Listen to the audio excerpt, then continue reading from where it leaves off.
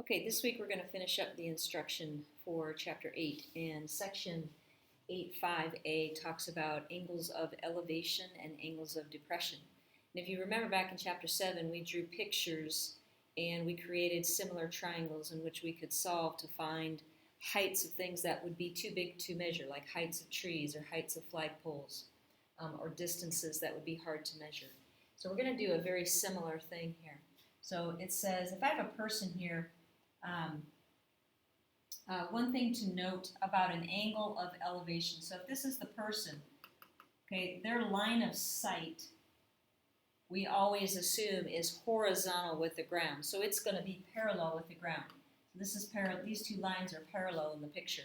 And if from that side, anytime that you look up at something, like there's a bird in the air, so when that person looks up, what we create from the sight line is an angle of elevation. Okay, so anytime you, in the context of the problem, if you're looking up at something, that's an angle of elevation. And unless it's mentioned differently, that angle of elevation is usually from the ground.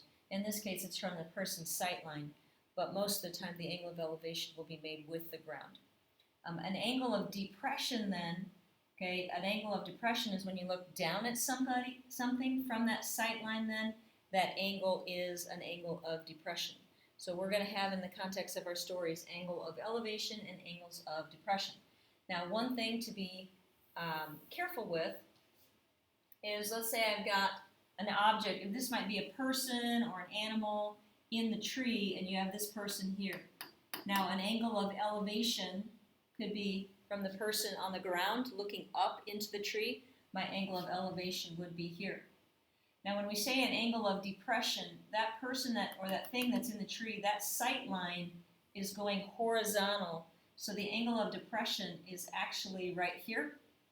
And if we're trying to solve the triangle, here's the triangle that's made with the ground, the tree, and looking up at that animal or that person.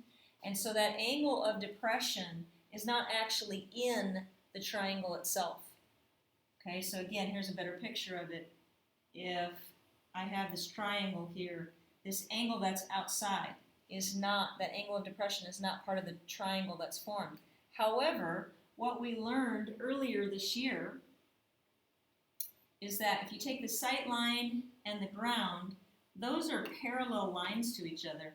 And so this angle of depression here is an alternate interior angle to the angle down here in the picture, the angle of elevation. So in that case, both of those angles are equal to each other because they're alternate and interior. Okay, so how do we use that? Okay, we're going to start looking at some examples. It says Barnabas, this is on the next page.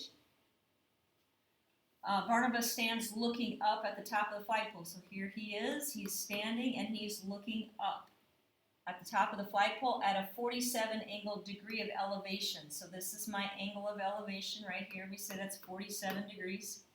He's standing 15 feet away from the flagpole, so that's 15 feet.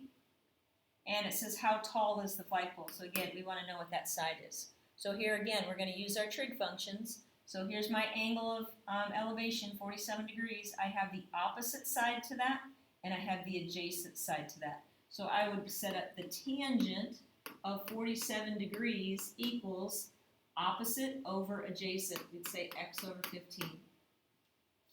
Okay, you can see here's the problem.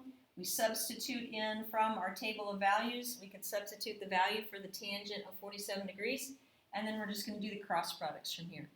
Okay, again, I'm asking you to round to the nearest tenth, so you'd say 16.1 feet. Okay, here's another example. Okay, it says from your tree house, you look down, so you're up here in the tree house.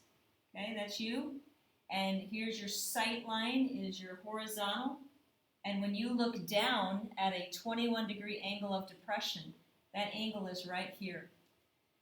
You see your friend on the ground. It says if the window of the treehouse is 11 feet off the ground, so this distance right here is 11 feet. How far from the tree is your friend? So we want to know what this distance is, x. And if I connect that sight line to make my triangle, you'll notice that that angle up here, that angle of depression, where they're looking down to see the friend, that angle is not inside of the triangle. But we do know that the sight line here and the ground are parallel to each other, so these are alternate interiors. So this angle down here is also 21 degrees.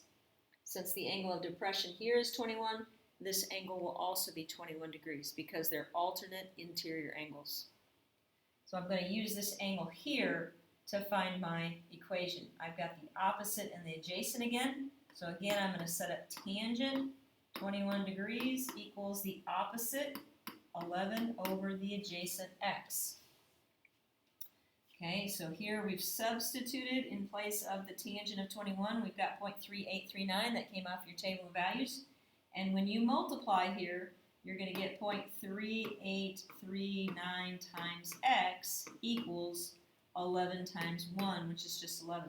So to solve that, you end up having to divide by that 0.3839. Dividing by 0.3839 to get my answer of 28.7 feet. Okay, you have a worksheet. Try to draw a picture just like we did in Chapter 7. Draw a picture of what you're seeing. Plug in either the angle of elevation or the angle of depression in your picture so that you can get an idea of where your triangle is and what trig function you should be using.